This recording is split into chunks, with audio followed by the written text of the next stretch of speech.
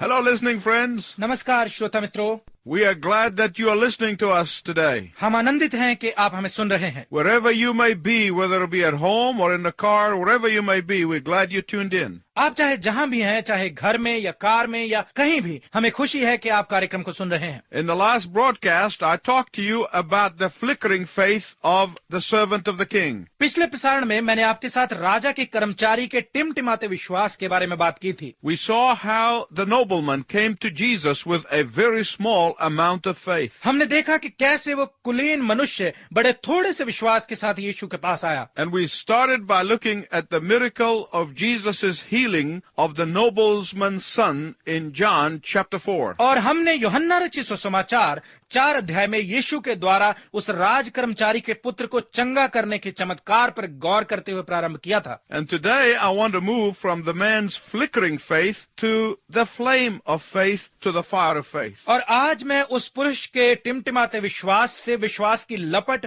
विश्वास की आग के बारे में बात करना चाहता हूं। The nobleman's flickering faith was true as far as it went. उस कुलीन मनुष्य का विश्वास जहां तक भी था, सच्चा विश्वास था। But we see that his flame of faith was hindered by a desire for signs and wonders. परंतु हम देखते हैं कि उसकी चिन्हों और चमत्कारों की इच्छा के कारण उसके विश्वास में बाधा आ गई। And that is why we see Jesus gently rebuking him, not only him, but all of the others with him. इसीलिए हम देखते हैं कि यीशु उसे कोमलता से डांटता है, न केवल उसी को परंतु उसके साथ आए सभी को। Chapter 4, verse 48 of the Gospel of John. यूहन्ना रचित सुसमाचार 4 अध्याय का 48 पद। Unless you people see miraculous signs and wonders, Jesus told him, you will not believe. यीशु ने उससे कहा, जब तक तुम चिन्ह और चमत्कार न देखोगे, विश्वास नहीं करोगे। For this was the attitude of most of the Galileans. क्योंकि अधिकतर गलीलियों का यही व्यवहार था। Unless they see something spectacular, जब तक वो कुछ बहुत ही शानदार नहीं देखते, unless they see some wonders, जब तक वो कुछ चमत्कार नहीं देखते, until they see something beyond explanation, जब तक वो कुछ ऐसा नहीं देख लेते जो वर्णन से बाहर हो, they will not believe. वो विश्वास नहीं करते थे। I have found the following to be true. मैंने पाया है कि ये बात सत्य है Most people who would demand this kind of signs and wonders, कि अधिकतर लोग जो इस प्रकार के चिन्हों या चमत्कारों को देखने की मांग करते हैं, even when they do see signs and wonders, they would not believe. यद्यपि जब वो चिन्ह और चमत्कार देख भी लेते हैं, वो विश्वास नहीं करते। Jesus gives us a good example when he tells us this story. यीशु हमें एक अच्छा उदाहरण देता है जब वो हमें ये कहानी बताता है।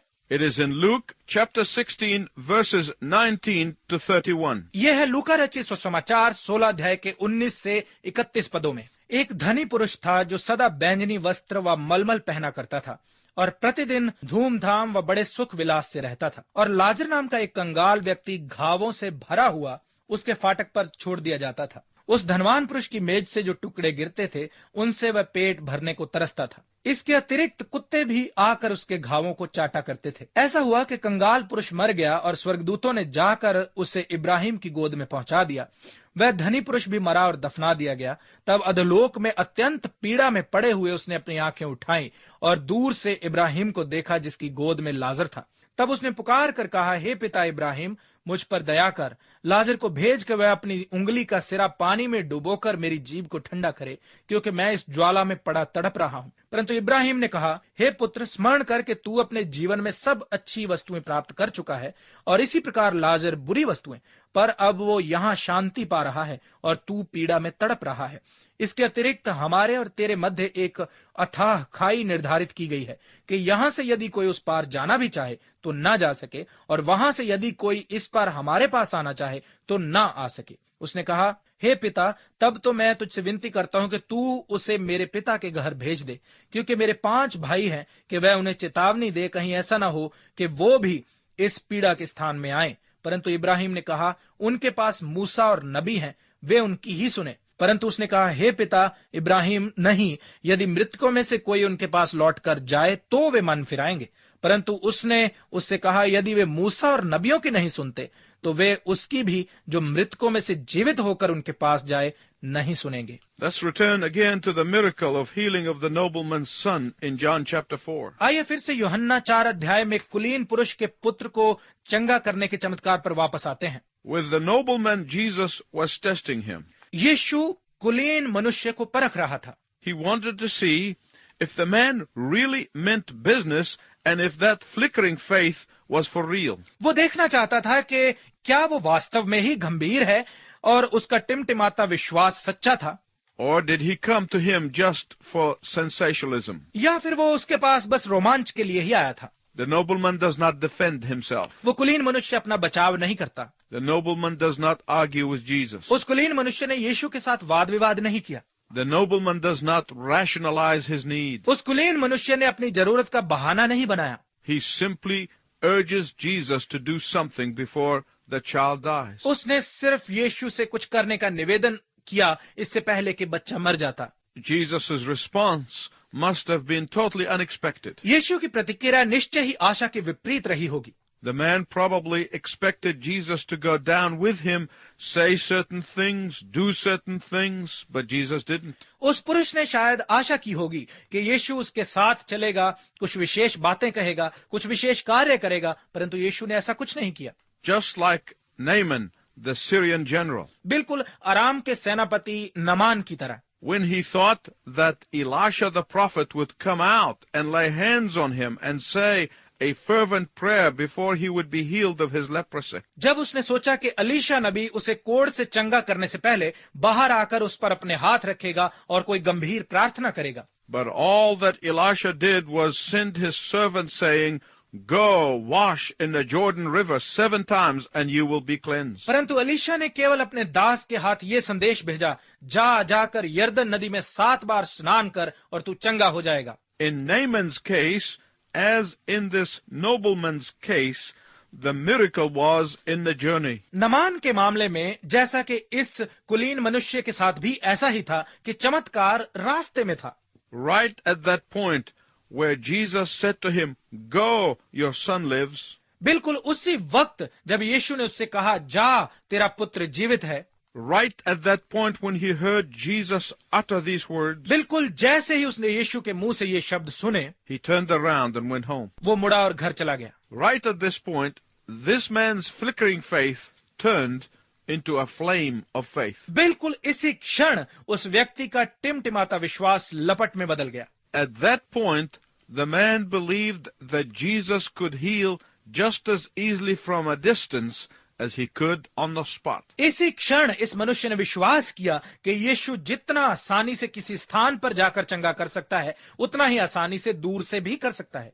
He had faith to believe that when Jesus' word is uttered, उसे ये विश्वास करने का भरोसा था कि जब यीशु के मुंह से शब्द निकला, disease would flee. बीमारी भाग जाएगी. This man believed the words of the psalmist. इस मनुष्य ने भजनकार के शब्दों पर विश्वास किया. In Psalm 107 verse 20, भजन संहिता 107 अध्याय के 20 पद में लिखा है, he sent forth his word and healed them. He rescued them from the grave. उसने अपना वचन भेजकर उन्हें चंगा किया, उसने उन्हें कब्र से बचा लिया. This man not only believed the words of Jesus, इस मनुष्य ने न केवल यीशु के शब्दों पर विश्वास किया, but his fear, his anxieties, his worries have disappeared. परंतु उसका भय, चिंता और घबराहट सब गायब हो गई. According to John's timing, Jesus said these words about 1 o'clock in the afternoon. यूहन्ना के बताए समय के अनुसार यीशु ने दोपहर के 1 बजे के आसपास ये शब्द कहे. Obviously, the man did not run home. निश्चय ही वो मनुष्य घर को नहीं भागा. He continued and stayed overnight till the next day. वो अगले दिन तक वहीं रुका. Why panic? घबराहट कैसी? Jesus said, Your son lives. यीशु ने कहा, तेरा पुत्र जीवित है. Why worry? चिंता कैसी? Jesus promised. यीशु ने वादा किया. Why fear? कैसा भय? Jesus gave his word. यीशु ने वचन दिया था. Why be anxious? क्यों घबराया जाए? Jesus ordered healing. यीशु ने चंगाई की आज्ञा दी है. So the flickering of faith gives way to a flame of faith. तो विश्वास के टिमटिमाने की जगह विश्वास की लपट आ जाती है. And the flame of faith gives way, thirdly, to the burning fire of faith. और तीसरा, विश्वास की लपट के स्थान पर विश्वास की आग जलने लगती है. The man comes home and he is greeted by some of his servants, वो व्यक्ति घर पहुंचता है और उसके कुछ दास उसे मुबारकबाद देते हैं। presumably before he got to his house. अनुमान है कि उसके घर में प्रवेश करने से पहले ही And they said, "Guess what, master? Your son is alive." उसके दासों ने कहा, स्वामी जी पता है क्या, आपका पुत्र जीवित है। Those 3 words sounded so familiar to the nobleman, ये 3 शब्द उस कुलीन मनुष्य को बहुत जाने पहचाने लगे, as if to say, "Oh, don't tell me. It happened about 1 o'clock in the afternoon yesterday, right?" जैसे कि वो कह रहा हो, ओह अब ये ना कहना कि ये कल दोपहर 1 बजे के आसपास हुआ। "Yes, how did you know?" हाँ, पर आपको कैसे पता? "Oh, Jesus told me so." ओ यीशु ने मुझसे ऐसा ही कहा था। The nobleman took Jesus at his word. कुलीन मनुष्य ने यीशु के वादे पर विश्वास किया।